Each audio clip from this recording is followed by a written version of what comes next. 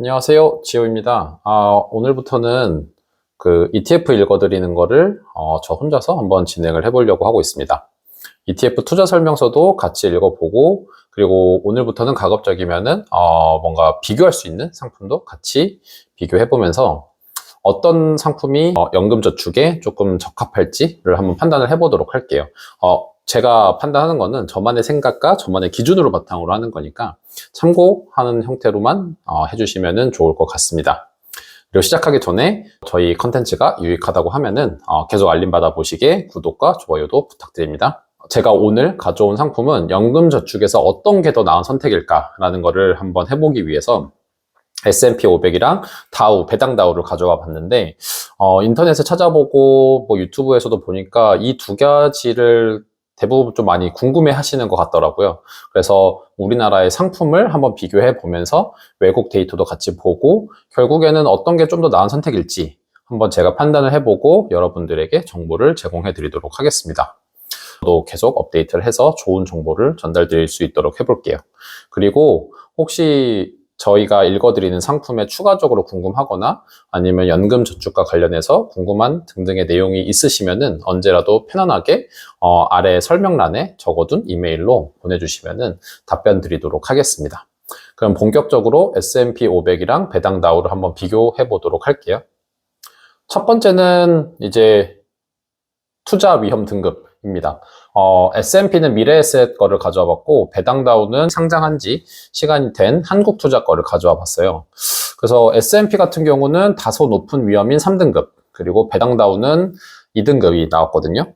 그래서 이게 왜 그럴까 생각을 해보면은 당연한 것 같기도 하고 또 아닐 수도 있는데, S&P 같은 경우는 500개 기업에 분산 투자를 하고 있고 배당 같은 경우는 100대 기업에 분산 투자를 하고 있기 때문에 아무래도 S&P가 좀 더 안전하게 변동성이 더 적게 운영되고 있는 게 아닐까라고 한번 생각을 해보고, 그래서 이렇게 인터넷이나 유튜브에서 찾아다 보면은 오히려 배당 다우 같은 경우가 S&P 500보다 더 변동성이 적고 안정적으로 운영된다라고 하는데, 제가 생각했을 때는 그건 좀 아닌 것 같기도 하다. 오히려 S&P가 조금 더 안정적으로 운영이 되고 있는 것 같다라고 생각이 듭니다. 이거는 이제 수익성하고도 연결되는데 기술주에 투자가 들어가고 있기도 해서 그건 좀 이따 뒤에서 좀 더 깊이 얘기를 드려볼게요. 그리고 이제 수수료 측면입니다. 앞단에서 제가 계속 보여드리는 거는 이제 투자 설명서들을 좀 읽어보면서 서로 비교하는 그 정도의 정보다라고 이해해 주시면 좋을 것 같아요. 수수료는 사실 두 상품 간에 대동소이하거든요. 0.14% S&P 같은 경우는 여기 나와 있죠. 총 보수. 그래서 1년에 14만 원. 이 배당 다우 같은 경우는 총 보수가 0.0981% 해서 1년에 1,000만 원 투자하면은 한 10만 원 정도 수수료가 나간다라고 이해해 주시면 될 것 같아요. 그러니까 이제 보수랑 이제 여기 나와 있는 총 보수랑 이제 비용은 별도인데, 총 보수 이외에 뭐 거래를 한다든지 등등해서 발생하는 비용까지 다 포함되어 있는 비용이라고 생각하시면 될 것 같고, 이 부분에 대해서 조금 더 궁금하시면은 투자 설명서 밑에 내려가면 더 자세하게 나와 있는 구간이 있거든요. 그거를 참고해 주시면 좋을 것 같습니다. 근데 제가 봤을 때 지금 이 두 가지가 보면은 대충 한 0.04% 정도 차이가 나는데, 이따 밑에서 수익률이랑 같이 얘기를 하려고 하지만 이게 수익률에 크게 연동을 줄 만큼의 차이는 아니다. 그래서 수수료로 S&P나 배당 둘 중에 어떤 게 낫다라고 판단하기는 좀 어려울 것 같습니다.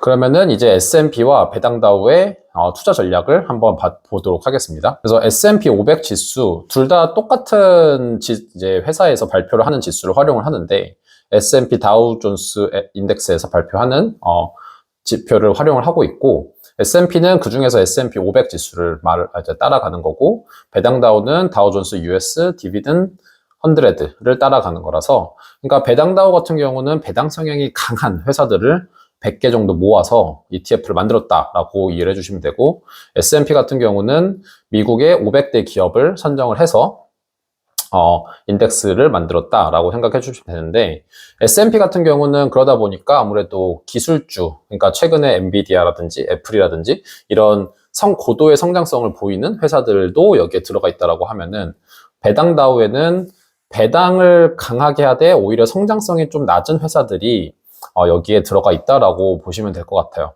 근데 그런 얘기가 있거든요. 그 배당 성향이 강한 회사들은 오히려 주가 상승률이 좀 제한적이다라는 얘기도 있고, S&P 같은 경우는 아무래도 이런 배당 성향이 강한 회사들도 포함이 돼 있음과 동시에 이제 기술주들 같은 이제 빠른 주가 성장을 보이는 회사들도 포함되어 있어서 오히려 S&P 같은 경우는 배당률은 좀 떨어지지만 주식의 상승하는 폭이 조금 더 빠른, 그리고 배당은 나오긴 하지만 성장성에는 조금 제약이 있는, 이렇게 볼 수 있을 것 같습니다. 근데 뭐 제가 말하는 게 100% 맞는 건 아니니까 우선은 한 번씩 또 보시면서 판단을 해보시면 좋을 것 같아요. 그 다음에 이제 매매 회전율, 제가 수수료를 보고 나면은 꼭 매매 회전율도 봐주시면 좋겠다라고 말씀을 드리는데, 매매 회전율은 실제로 얼마나 샀다 팔았다를 많이 했는지를 판단하는 근거이거든요. 그래서 이게 혹시 만들어진 지 1년 이하라거나 아니면은 또 특정 파생 상품 같은 경우는 매매 회전율 지표가 없긴 한데, 제가 대부분 가져오는 상품들은 기초자산으로만 형성된 ETF를 가져오다 보니까 매매 회전율을 다 확인해 볼 수 있었습니다. S&P 같은 경우는 25%, 배당다우 같은 경우는 26% 이렇게 나왔거든요. 그래서 매매 회전율에서도 큰 차이를 보이지 않고 있다. 따라서 이 매매 회전율만으로 어떤 게 좋은 상품인지를 판단할 수는 없을 것 같다라고 생각합니다. 그러면 이제 본격적으로 좀 궁금해하실 수익률 쪽으로 한번 넘어가 보도록 하겠습니다. 이거는 S&P 미래에셋에서 발표한 정보인데, 보시면은 아시겠지만 3년에 같은 경우는 3년 전에 넣고 최근에 수익률을 보면은 대략 50% 정도가 나와 있고, 그리고 이 S&P가 최초로 설정이 된 이후에 지금까지는 대략 한 70% 정도 수익이 났다라고 보면 돼서, 만약에 처음 이제 설정됐을 때 10,000원을 투자를 했고 지금까지 가지고 있었다라고 하면은 17,000원이 되었다라고 이해해 주시면 됩니다. 그 다음에 배당 다우존스는 지금 만들어진 지가 우리나라의 이 슈드랑 비슷하게 만들어진 상품이 아마 이게 최초인 것 같은데 한 2년 6개월 정도 됐거든요.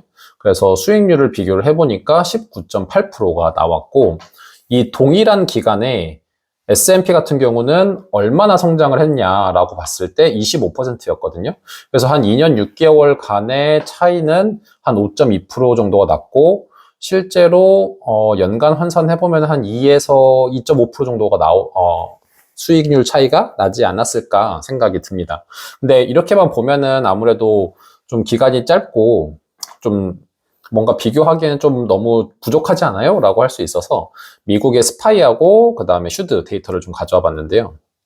10년치 데이터입니다. 여기가 2014년도 4월, 그리고 이거 최근까지 했을 때 스파이 같은 경우는 시작이 188.31달러, 좀 작네요. 조금 더 크게 할 걸 그랬어요.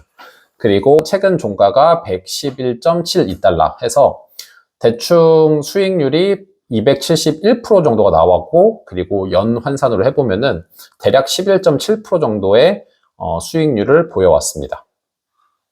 그리고 슈드 같은 경우는 2014년도 4월 때 이제 종가가 37.520달러이고, 그리고 최근에 종가가 78.430이기 때문에 이것도 비교를 해보면은 대충 한 209% 정도가 나오더라고요.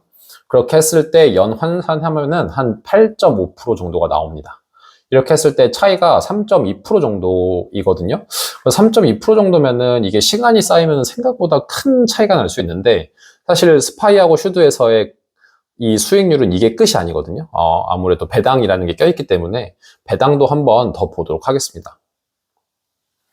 그리고 이제 스파이 배당 정보를 보면은 제가 이제 이거를 갖고 있다가 배당과 수익률, 주가 수익률을 다 봐서 어떤 게 조금 더 나은 수익률을 보이는지 보여드릴 텐데, 우선은 한 주당 대충 한 여기서 1.3% 정도가 배당이 나오고 있고, 이제 이게 S&P예요.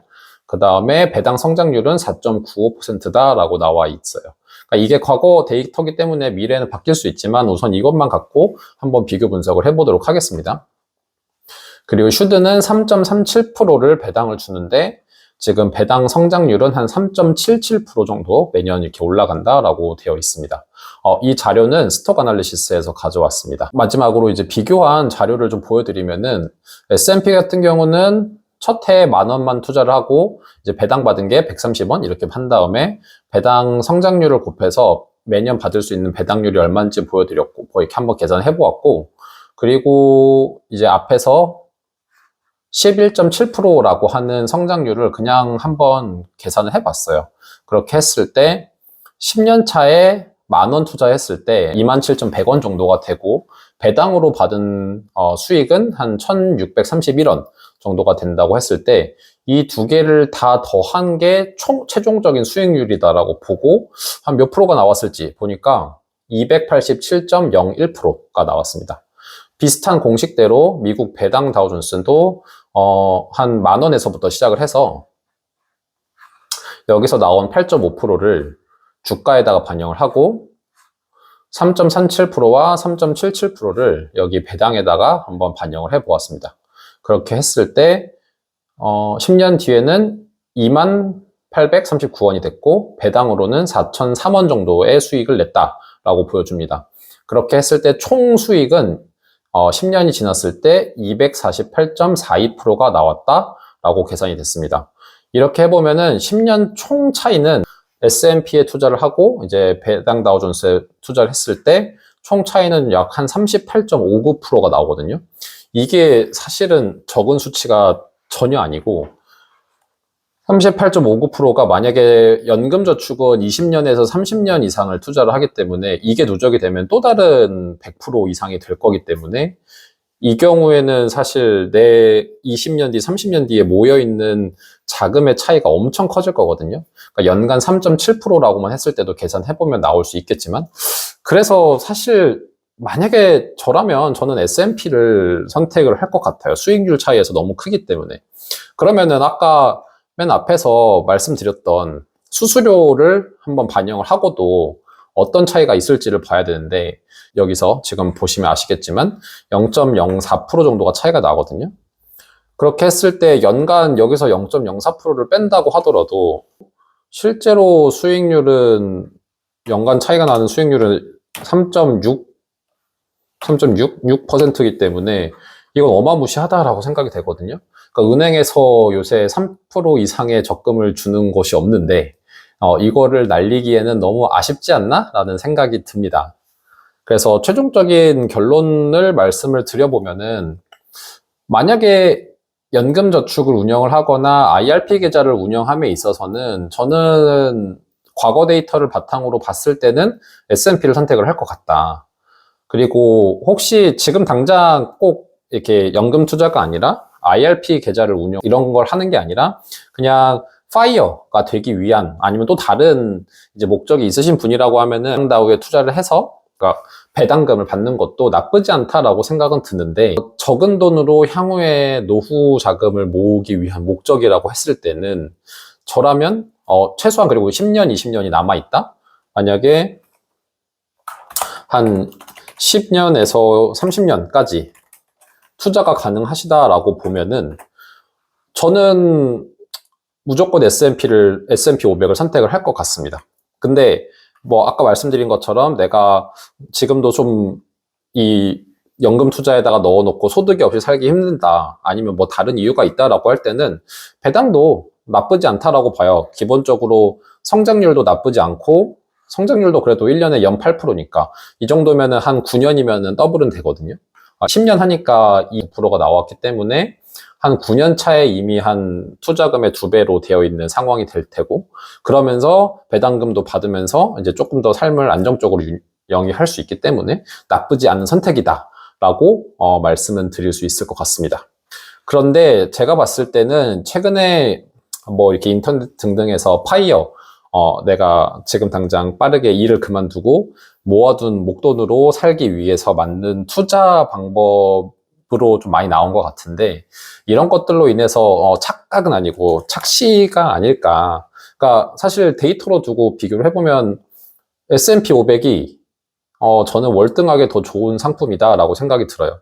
그리고 여기 앞에서 보여드리는 이 배당 성향, 스파이에서 배당하는 1.3%랑 배당 성장률 4.95, 그리고 여기서 보여드리는 3.37, 그리고 배당 성장률 3.77, 이거는 미국의 가정을 했을 때 얘기이기 때문에 사실 우리나라 배당 다우나 이런 우리나라 S&P 배당 상품에 투자를 하면은 그만큼 못 받으실 수도 있어요. 그러니까 미국 같은 경우는 워낙 규모도 크고 그거를 활용을 해서 부가적인 것들도, 그러니까 뭐 유동성 공급자로서 역할을 하면서 벌어들이는 수익 등도 있기 때문에 그런 것들도 다 배당금으로 이제 들어오는데, 그런 수익이 우리나라 운영사가 운영을 하면서 그런 수익을 크게 벌어들이기는 힘들거든요.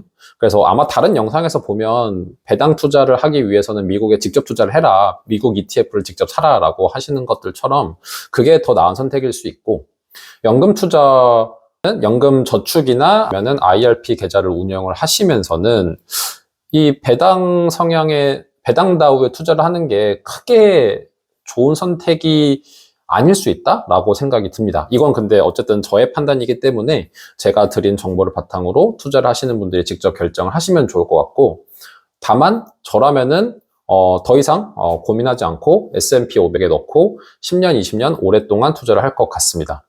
연금 투자의 제일 중요한 점은 오랫동안 지속적으로 투자를 해야 되는데, 그리고 성장률을, 초과 수익을 좀 내야 되고, 그러한 측면에 있을 때는 기술주가 좀 포함되어 있는 S&P가 저 입장에서 더 낫지 않을까 생각이 듭니다. 그러니까 만약에 횡보 기간에 들어갔다 주식이, 그러면은 오랜 기간 다우존스가 배당 다우 같은 경우는 횡보 기간이 길어질 수 있거든요. 근데 그 기간에 S&P에 뭐 기술주 등등이 더 좋은 회사들이 많이 들어왔었다라고 하면은 오히려 그때도 수익률을 낼 수 있어서 저라면은 이런 저런 거를 고려했을 때 S&P가 더 연금 저축에는 맞는 상품이다라고 생각이 듭니다. 그래서 저는 결론적으로는 연금 저축, 저의 계좌에는 S&P를 투자를 할 것 같고, 배당 다우는 딱히 선택하지 않을 것 같습니다. 네, 그러면은 오늘은 여기까지 설명드리고, S&P 500과 배당 다우는 이렇게 결론을 짓도록 하겠습니다. 혹시 미래에 또 모르잖아요. 그 배당 다우의 배당 성향이 더 좋아졌을 수도 있으니까, 그럴 때 뭐 데이터가 바뀐 게 있으면은 한 번 더 비교 분석을 해보도록 하겠습니다. 저는 정보 제공을 해드리면서 S&P 500보다 더 좋은 상품이 있는지를 항상 찾아서 제공해드리도록 하겠습니다. 네, 감사합니다.